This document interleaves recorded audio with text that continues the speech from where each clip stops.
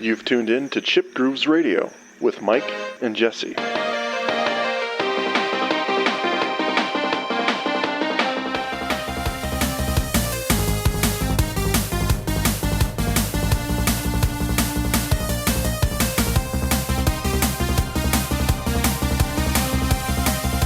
Tell me about your thoughts on Ubisoft's state right now.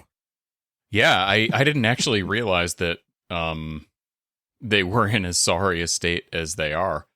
I think I just saw something come across, I don't know, like YouTube, my YouTube feed or something, somebody talking about their stock prices being at basically a record low. And I always kind of had... I've been feeling kind of salty about Ubisoft for a little while because, like, in the past, they've made some really, really fantastic games. I mean, a couple of the Prince of Persia games I've always loved. I never actually played Assassin's Creed, so I don't really have any insight there, but I know some people have said that, I mean, that whole series has been pretty darn good. Yeah, it is one of their flagship titles. Yeah. And, they've got a bunch of other titles that, I've played a bunch of them. Some of them have flown kind of under the radar. But then, a little while ago, I think I read an interview with their CEO, and he said something that really kind of rubbed me the wrong way, which was that people need to get used to not owning their games. And I was like, wait a minute. Hold on. That kind of raises the hackles on the back of my neck. Like, it's not, that doesn't really jive.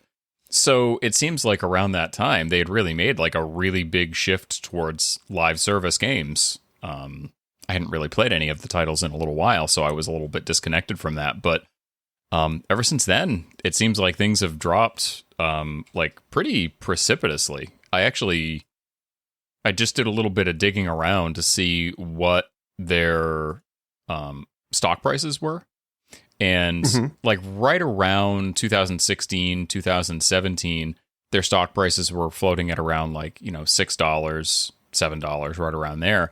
And then 2018, things went a little nuts. They actually peaked out at like $23 a share, and they stayed like really, really high, like above 20, aside from kind of a little dip during COVID, because it was COVID, so of course everybody took a dip there. And as of today, they are trading at $2.25. So yeah, they have been in a steady decline. And I don't check stock prices, but yeah, just the reviews and the state of the conversations I hear around Ubisoft and have been hearing for a year or so, actually probably longer than that. They've had some struggles recently, and it's like every game they release is getting lesser and lesser notoriety or positive, I should say, positive feedback. And I guess Star Wars just released to very underperforming numbers, and now Assassin's Creed is delayed because of that. So they're in some serious overhaul situations. So I'm not seeing a lot of good recently. And I think Star Wars was the final nail in the we have to do something about this. I watched a couple of videos just because, I went down a little bit of a rabbit hole about this, and seeing some of the complaints that people have had about Ubisoft's titles and their service, and then evidently just like canceling games and turning off servers, with very little warning. I am now no longer wondering why it is that they're struggling so much. And I don't know. As of doing it to themselves. Yeah. I mean, I was looking at a couple of articles while I was, sitting drinking some coffee this morning. And, to your point, the new Star Wars game Outlaws, they're saying that it's significantly underperforming and has softer than expected launch sales. I always want to know the internal numbers on that, because Squaresoft said the same thing about Final Fantasy 7 and 16, and it's like, what are your numbers? Because these are getting rave reviews. Yeah. how about you just have a little bit more realistic of expectations? But yeah, I mean, I think this could be a turning point for Ubisoft. I know a couple years ago they were dealing with major internal issues from some sort of harassment. It was not a good look for them, and now they've, the last couple years, they've been slowly declining. Yeah. While I'm not like a huge Ubisoft fan, I do recognize their place in gaming history. Yeah. I did play the first 2 Assassin's Creeds, and those were great. Didn't really keep up with it. That's just a product of too many games out there to play. So yeah, I'm interested to see where this goes. I don't think they're going anywhere, but I think they are in prime position to be overhauled by the executives. I guess they, after they announced today that the launch sales were softer than expected, they also announced that, it's going to be on Steam in November. Yeah. How about that? You can either... We're not doing... Yeah. Yep, we're not doing well enough, so let's release it on other platforms as soon as possible. And now you can buy it for $70 or for $17.99 a month with Ubisoft Plus. Can't say that I love that. Yeah, as for the get used to not owning your games crap, yeah, I mean, I think that's the way of the world, unfortunately. I think everyone's going digital, but it still pisses me off. Yeah. And it's not even necessarily that it's a get used to not owning your games like a physical copy. Like in the interview that he was actually saying, like, you literally won't have any ownership stake in your game. And if we have to turn it off because the servers aren't busy enough or this, that, or the other, like, too bad, so sad, you just can't play your game anymore. And that's fucking bullshit. Right. Absolute bullshit. Yeah. I was crying about that in 2008 or whatever it was when there was a game. It was all multiplayer. And I was like, I don't want to spend $60 on this. It was for the Xbox or something. And I'm like, and I predicted that same thing. I was like, if this game doesn't do well, then this game's going to go away and I won't be able to play it. So why am I going to buy it? So, and I think that's the state. And I think that's why I push so hard for single player experiences. Yeah. Because what's the point after that? If you're not going to own anything and you can't pick it up in a year if you want to, it's just, it doesn't hold the same interest as it once did.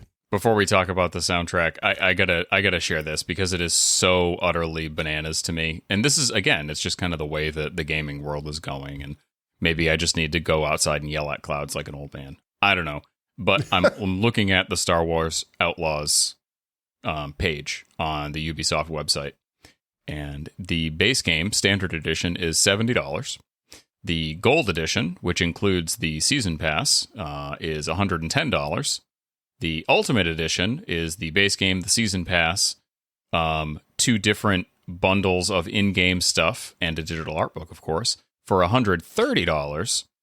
Or you could subscribe to Ubisoft Plus for $17.99 a month, and you get all the stuff that's in the Ultimate Edition, plus 100 PC games, including new releases. So, like, I guess everybody's just trying to make their own game passes? I don't know. Like, oh, yeah, they can't keep up. I don't love that. Don't love it. No. I already have too many TV streaming services. I don't need to suddenly be subscribing to a bunch of video game subscription services, too. No, thank you. Right. No, thank you. I've already cut myself to 3. I'll give myself 3. My wife and I do 3 streaming services at a time. We're like, you know what? We're not. Because otherwise, why did we get away from cable at that point? It's like, what are we doing here? And now, it's stupid channels. No offense to Discovery, but you don't need a streaming service. I'm sorry. You don't. No. Lifetime, you don't need your own. No. Bundle with someone else. I don't fucking care. I'm not going to pay for your streaming service. It's so stupid. Everyone's getting on board with it, and it's absolute horseshit. So anyway, on a more positive note, real quick, before we get into the soundtrack of the day, I just want to mention that Zelda Echoes of Wisdom. Hell yeah. I'm looking forward to that. I am too. I'm always very, very excited for a top-down Zelda. Yeah. Even the remake of, oh my god, I forgot the name of it. Link to the Past? Link's Awakening. Link's Awakening. Yes. Yes. That was extraordinary. It was the same game generally, but just beautiful and played very well. I really had a lot of fun with that, so I'm looking forward to this. Yeah, it looks really cool. I'm not going to be able to play it until after we get back from vacation. My wife and I leave on Friday. But that's all right. I might pick it up ahead of time just so that my son can play while we're away because my mother-in-law's flying in this evening. So to take care of him while we're out. Yeah. Nice. Cool. Well, what do you say we dive into Double Dragon 2? Yes. The Revenge. Let's do it. This was one of your ideas on your list. So talk to me. Yeah. I mean, Double Dragon 2 is a game that I played like kind of a really lot. It was kind of one of the first, like 2-player beat 'em up type games that I had kind of in like the, like along the lines of like Streets of Rage and then going into like the SNES era with, I think, what was it called? Final Fight? It was Final Fight, right? Mm-hmm. Yeah. Yep. Yeah. But I didn't really play too many of this style of game on the NES, pretty much just Double Dragon 1 and Double Dragon 2. And I really liked the aesthetic of Double Dragon 2. I liked like the art style. The characters they move kind of slow. Like if you're if you're watching like a playthrough, it can be pretty dull because everything kind of goes at a relatively slow pace. I mean, the animations are cool, but I guess for me and my young budding video game skills, it was about the right pace for me. So I liked that. Yeah. Plus, like, I mean, come on, like some of the fights in the game are super cool. Like the helicopter, like that. Oh yeah, it's so cool. And then you go in it, and you're like fighting inside the helicopter, knocking dudes out the window. Oh my god, blew my young mind. So yeah, I wanted to kind of talk about it, and I haven't played it in years and years. And in my mind, I always thought that it was like the soundtrack was really a big deal. It had awesome music. It was going to be really cool to cover it. I may not feel the same way now. We'll see. We'll get there. Spoiler alert. Also, while doing some research on this, I saw that there was a Double Dragon 3 that I didn't even know about. So, really? Yeah, it's called the Rosetta Stone. Yep, I've got that. Didn't even know about it. It's interesting. I will be honest about that one. My brother and I bought it pretty close to when it came out for the NES, and I didn't take to it. It was a drastically different game. I don't think I've ever beaten it, honestly. My brother did.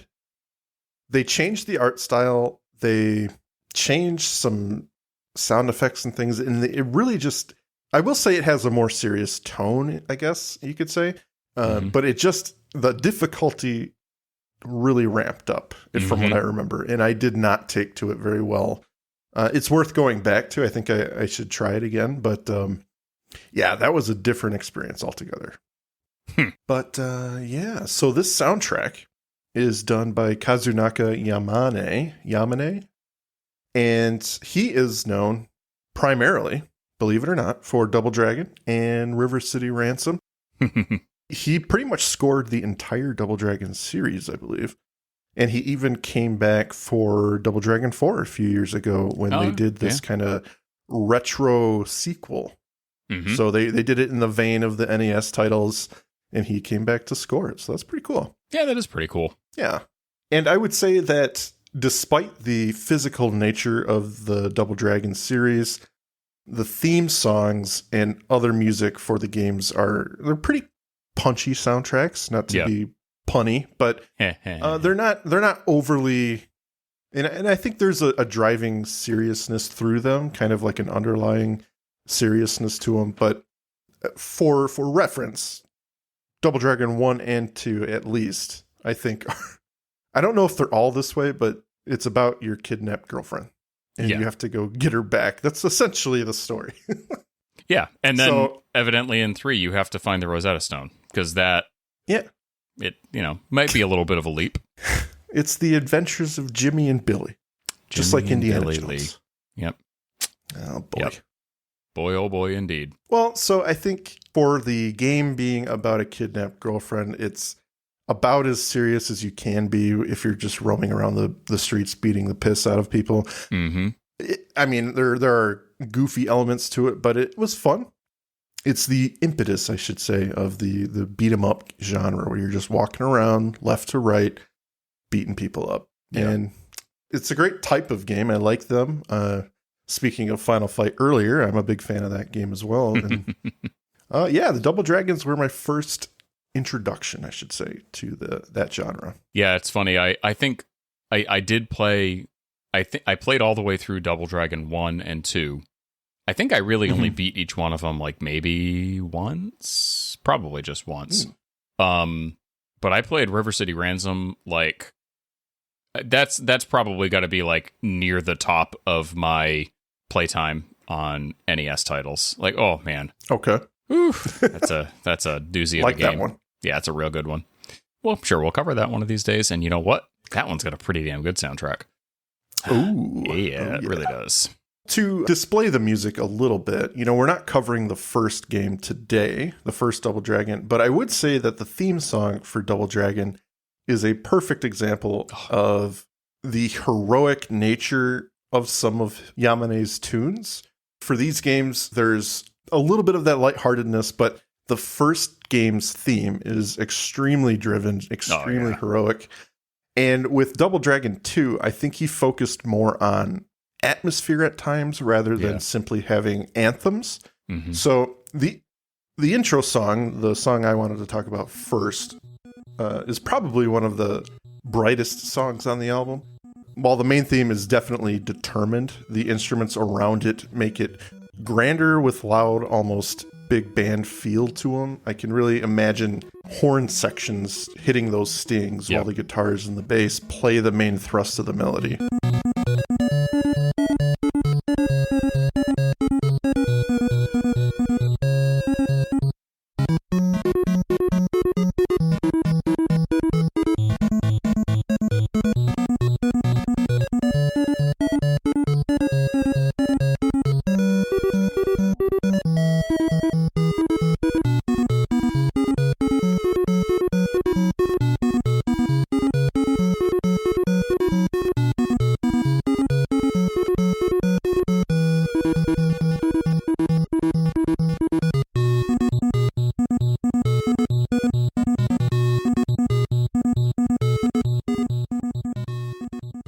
I think it's a fun song, and it really sets the tone of the game quite well.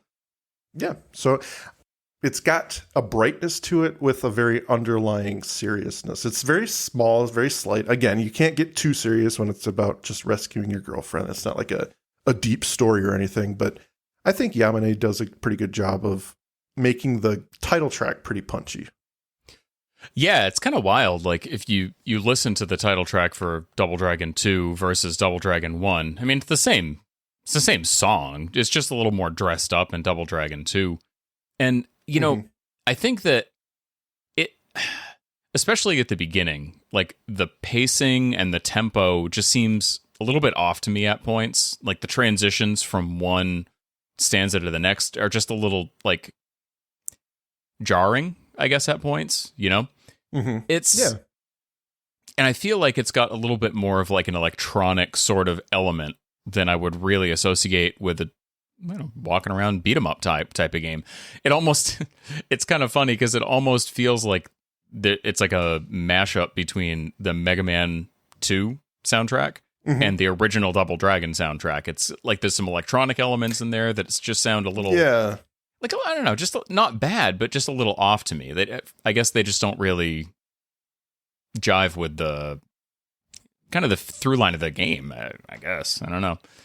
I'm having a hard time putting my finger on it. No, I got what you're saying. I would say that this soundtrack, if you're going to compare it to anything, I would agree with what you're saying about the Mega Man 2 soundtrack. It does have some elements that maybe feel a little off of the beat 'em up genre, but at the same time, I would say that if comparing it is almost necessary when you're going to, when you're coming off of a soundtrack like Double Dragon 1, where that's one of the most iconic video game theme songs, I think, ever. Easily. And there's like no hint of it in this soundtrack, which is crazy. Same composer, same series. So it's okay. So that's interesting. But then when you think back to it, it's extremely powerful, extremely groovy. You love to listen to it. And this game comes in with a little bit more focused down, like I was saying, a little bit more straightforward, less flash. Yeah. And it's almost kind of sad. Like you're like, oh, still fun to listen to, but not what you would have expected, I think, from Double Dragon 1 to now. Yeah, it's funny. I'm kind of switching between tabs, and I listen to a couple of seconds of the Double Dragon 1 theme, and then switch back and listen to a little bit of the Double Dragon 2 theme. And I think the biggest problem is just that the Double Dragon 2 music just doesn't have the same tempo as the music in the first game. It's much lower. Much more, lower tempo, a little bit more deliberate. Yeah. Whereas there's some snappiness to the first game's theme. Snappiness, that's the word I was looking for. And I think that if they had dressed it up with the extra instrumentation, it probably would have maintained the sort of atmospheric feel that it seems like they were going for, but it would have that snappiness, that punch to it that I feel like is just kind of missing in this the title screen song. Mm-hmm. And I don't know if that was a conscious decision. It may have been. I'm just speculating, but I think maybe there's a little bit more serious of a tone in this one than the first game. That could be. I don't really remember the first game all that well. I'm more of the same gameplay, but I remember your girlfriend getting slugged in the middle of the street at the beginning, taken away, and then you're off to beat the hell out of people. So that's not very different, but I don't remember if maybe the tone of that game was a little goofier than this one. But yeah, I would say that this one feels deliberately pared down a little bit. So song-wise, music-wise, this is a different experience. Not bad, but just different. And I think it was unexpected for the... And I think that if you listen to it in a vacuum, it's fine. Yeah. It's fine. But it's tough not to make the comparison. I mean, it's a sequel, right? So, like, of course you're going to. You know, it's just interesting. Good thinking. What about Undersea Base? How did that one grab you? That one is level 4. That is after you fight on the helicopter, ladies and gentlemen. Yeah, Undersea Base.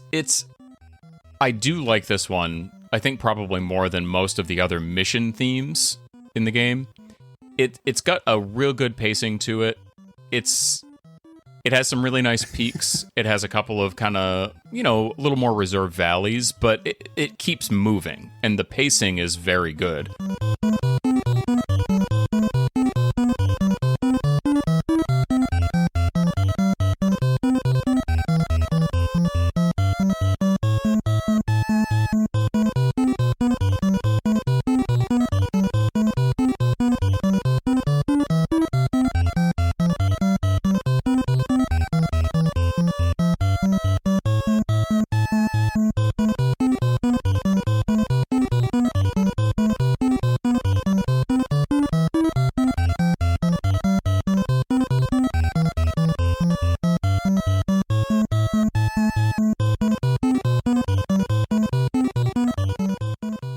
If you listen to Undersea Base, it keeps you engaged, and it just keeps coming and coming and coming and coming.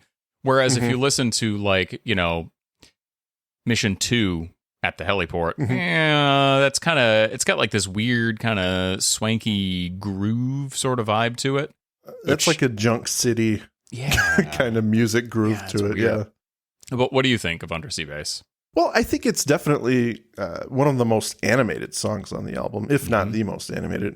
It's a good demonstration of the punch that the game can deliver. I think it suits the level quite well and feels uncharacteristically lighthearted, as the level itself can be one of the most frustrating things in the game. Yeah. For those who may not know, the level involves you going underground and traversing an area where the ceiling is kind of low and jagged. So every time you jump, you immediately get knocked to the ground. Mm-hmm. What's worse is that you are inundated with mini boss fights that can be very unforgiving. And it's just a humorous section. The reason why I bring this up is because the music is bouncy. It's fast. It's a faster tempo than most of the other tracks in the soundtrack. And this one kind of bounces back and forth. It feels a little goofy, like you're in some sort of weird circus. And that's kind of how you feel while you're playing the game, because it's a very dangerous level. And those boss fights in this really cramped area are just humorous because you're jumping up on purpose to get knocked down. And you do that because when you rise to your feet, you can get an uppercut in, which makes those fights faster. So you're purposely knocking yourself down. It's a weird level, a weird vibe with the song, but I actually enjoy the song. It's very quick and entertaining to listen to. Yeah, it's kind of funny. Look, I watched a couple of playthroughs of this while we were getting prepped for this episode, and I had forgotten how out of place some of the levels really seem, because the game starts and it's like Double Dragon 1, like you said. Yeah. Your girlfriend gets punched in the gut, gets taken off by a couple of goons, and you have to go save her. So you go into the enemy gang turf, you end up at a helipad, you hop on a helicopter, you're fighting guys, knocking them out the windows, and then you're in an undersea base. Like, okay, that's a little weird. And then the next one is Forest of Death, and then Mansion of Terror. And then at the end of the forest, there is a giant steam train. Yes. That you go into.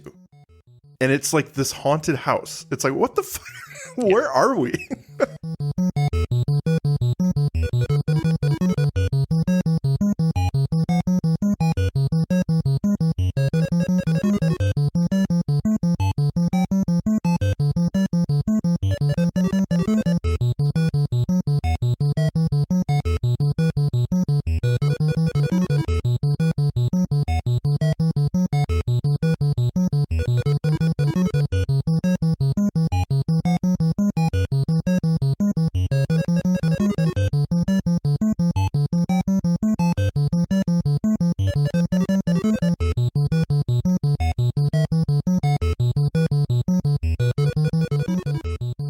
And then you end up fighting, like later in the game, you end up fighting like shadow copies of yourself, like Link versus Dark Link. It's so bizarre. Like, man. Needless to say, this game is, if I do sit down to play it, it's probably not as good as I remember it being. It's a fun game. Yeah. And we're having our fun with it. And of course it's not perfect. It's all fucking from a weird. place of love. All from a place of love. Yeah. Yeah, it's a fun game. It's a goofy time. Yeah, the level design choices are interesting. Again, in this one, they went a little more. I think they wanted some drama, some seriousness to it. So they bring in these kind of horror elements towards the end, and you go through this haunted mansion type thing, and the final boss, if you play it on super extreme fist or whatever mode, you get teleported to this like ethereal plane where you have to fight this ninja that like disappearing and reappearing in different locations. It's weird. But I had completely forgotten that there was like a secret final boss if you played it on the toughest difficulty. That I do remember that now. Yeah. Yeah. I used to own this game. Like, I used to do very well at it.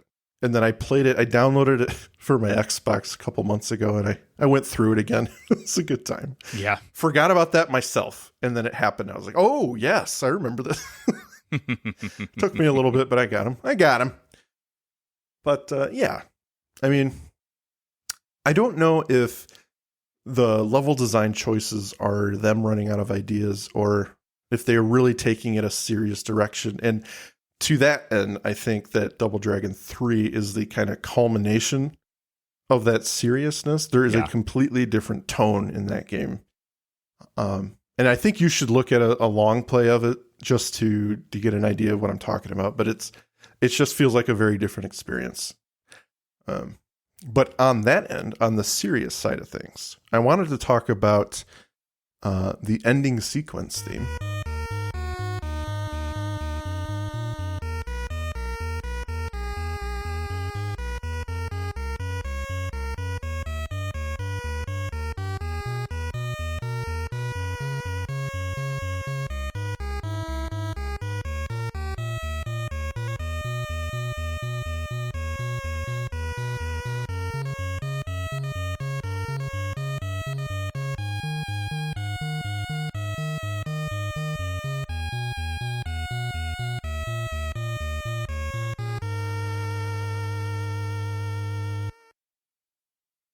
this is what I'm talking about when I say they were trying to do something more serious, or that's why I'm getting this feeling of that throughout the album. I think I've mentioned this song before on a different episode, but I think it bears repeating. This is a pretty emotional song for an NES title. Yeah. Coupled with the emotional ending of rescuing your girlfriend, the song's pretty nice. I really like it. It's short, but it's got this interwoven darkness to the track that really brings melodrama to the game on a level that it keeps the product as a whole, out of goofy. Yeah. Because as we talked about, level design, sometimes the music's a little goofy. Sometimes what you're asked to do are a little goofy. But this stuff, this serious undertone that kind of pops up here and there throughout the album, I think it takes itself seriously, as seriously as you can. But and I think this song is a good demonstration of that. I think it's pretty beautiful. For the NES, it's a very emotional song, and I actually like this one. I think it stands out. Yeah, it's a great song. I do find that it's like the register might be a little bit too high. Like it has a little edge of kind of shrillness to it. But I think it conveys the emotion of the situation pretty well. And I mean, especially with how difficult the game is, if you do manage to get to this point, like, yeah, you deserve it. It makes you feel like you've accomplished something, which is pretty cool. Yeah, absolutely. And they couple these things with those little scenelets that you get, and it's got pictures of you embracing your girlfriend or whatever, and oh, it's so lovely, and you've saved her, whatever. It's about as much story as you're going to get from a game like this, but it looks cool, and it pairs really nicely with what you're seeing on screen. So yeah. I just wanted to mention this one because it was very different. But this album would not be complete without some duds. Yeah. So, Jesse, you brought this up earlier. I wanted to give you the opportunity to name your biggest dud of the album. The biggest dud of the album? I mean, I did some thinking about this. I would say it probably is Mission 6, Mansion of Terror. This song is terrible. There's like this weird staticky thing going on in the background. I'm not sure what it's supposed to be. Yeah. And there's just no like composition to it. It's just kind of like a little bit of noise in the background and then do do do do do do do do. It's not a good song.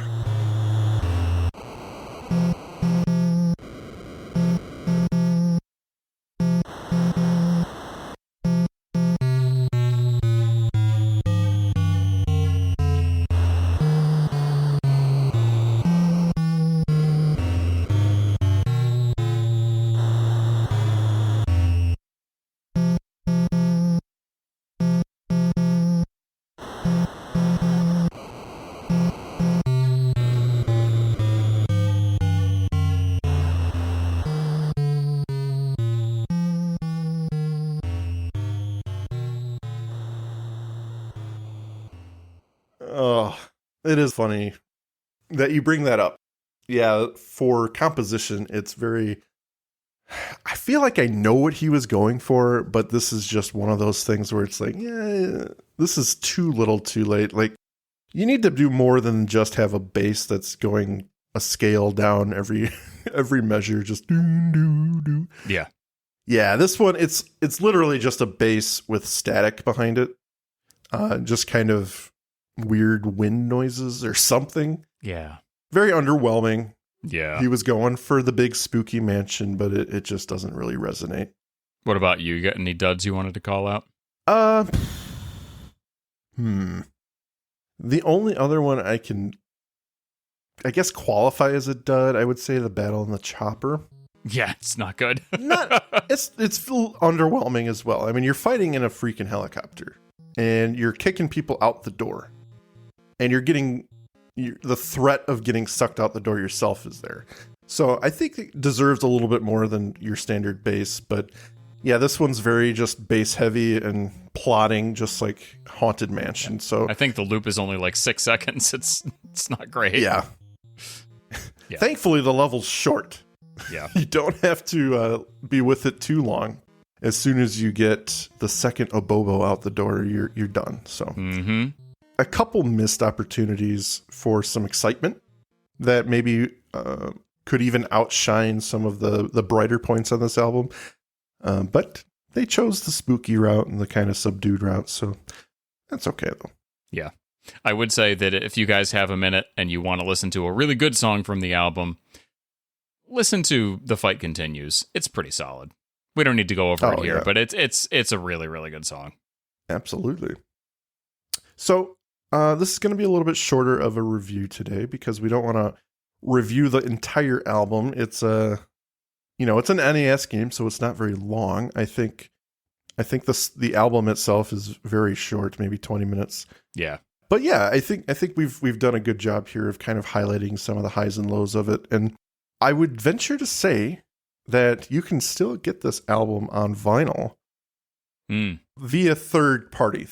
It did release as a double album release. So the first and second games were on the same record. So that was kind of cool. That was a few years ago via, I believe it was Channel 3 Records. They had that. You can still get it on eBay for a fairly cheap price, but definitely worth it.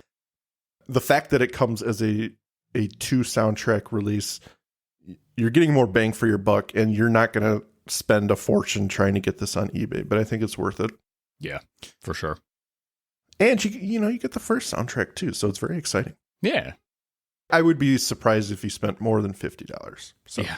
Not cheap, but not a lot. So how would you rate this one, Mike? So I was trying to think of that earlier today, and I'm like, there's a lot of nostalgia here, and I'm trying not to let that get in the way. So I'm going to be honest, and I will say a 6 out of 10 knee kicks. The knee kick is one of the greatest moves. Truth. Absolutely. I would probably give this one, I think I'm probably going to come in maybe a little lower on it. I'm going to go with a 5 out of 10 chain whips, which are basically like the ones from Castlevania. Seems very weird to have in a beat 'em up game like this. But it was probably one of the best actual weapons in the game. Oh, and, yeah. Very violent. Very violent. Yeah. You don't want anybody swinging one of those at you. Bad news. Oh, fucking Christ. Well, I always try to find contact information or Twitter accounts of these composers, but Kazunaka Yamane has nothing. I can't find anything. And I don't know if you were successful, but I was not. So I couldn't find anything. All I will say is, if you're interested in the soundtrack, if you remember it, if you like it, if you don't, if you like the first one, whatever, find it third party. It's not hard. And if you're a cheap ass, then just listen to it online. I'm sure you can find it. But yeah, show him some love if you can. I'll just say that. Yeah, for sure. For sure. Still going strong, and maybe we'll get another soundtrack out of it. Yeah, who knows? Double Dragon 10,000. Yeah. I should check out that Double Dragon 4. I don't think I even knew that it existed. Wonder if it's good. Polished. Pretty good stuff. Yeah, I got it for the Switch a couple years ago. It was pretty fun. Nice. It plays like Double Dragon 2. Mm-hmm. Very, very reminiscent. They do throw more at you, obviously, because it's 2024. But there's a lot of love for it based on, how the games played in the 80s and early 90s. So, good stuff. Sweet. All right. Well, if you'd like to say goodbye, Jesse, please do so. See everybody, and don't forget, you should always try and actually own your video games, unlike the Ubisoft CEO seems to think. Yeah, fuck that. Fuck that. Physical copies all the way. I will always be a physical copy person. I don't like digital. I will admit there are some times when I'm like, oh crap, I don't have the physical copy. I don't have the digital version of this game. I'm gonna have to get up and change the disc on the PS5. Like, come on. Oh, absolutely. As big of a princess as I am about physical copies, I am equally a princess when it comes to getting off the couch. Yes. So, oh well, what are you gonna do? Yeah, it's a tough life we live, Mike. It's a tough life we live. It is tough. Yeah. All right. All right. See you, everybody. We will catch you guys next time. Thank you for listening. If you liked what you heard, please rate and subscribe. We very much appreciate it. Also visit our brand new website, magusmediaproductions.net, to get all information on every show. See you next time.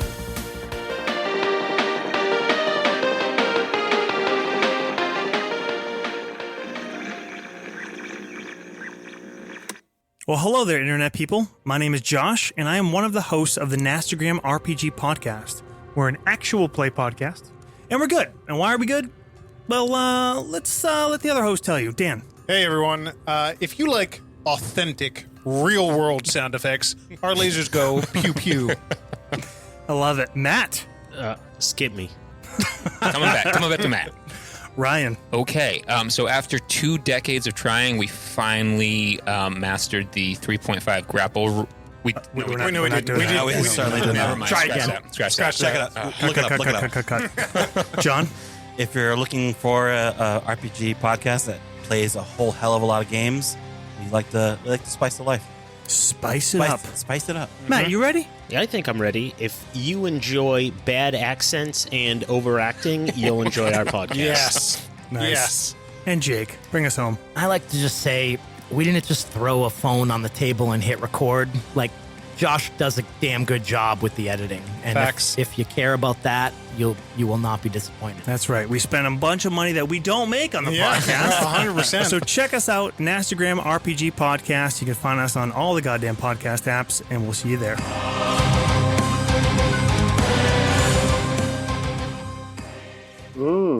That's nasty.